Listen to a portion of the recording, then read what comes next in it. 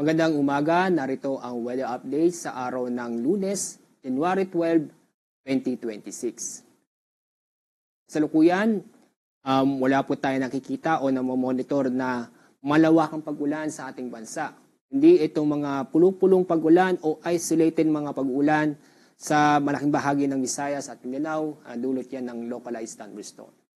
At inyong kikita ang ating weather system. Itong shear line ay nakaka-apekto pa rin sa silangang bahagi ng Northern at Central Luzon. Samantala, ang amihan o Northeast Monsoon ay yung nakikita na apektuhan pa rin ang nalabing bahagi ng Northern Luzon at ng Central Luzon.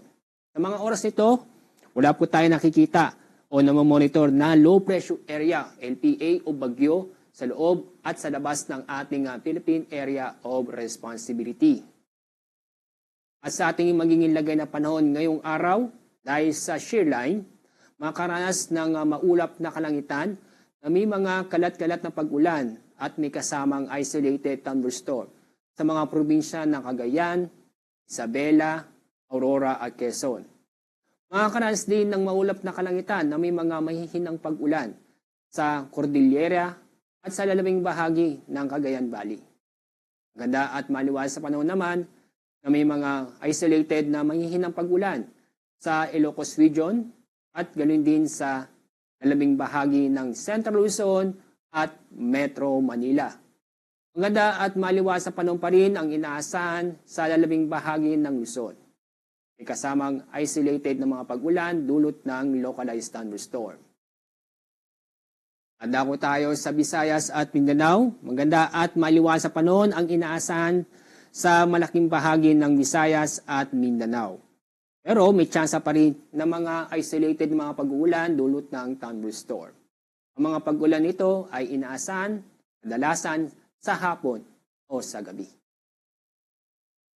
Dahil pa rin sa amihan, matataas ng alon ang inaasahan sa buong seaboard ng Northern Luzon at Eastern Seaboard ng Central Luzon.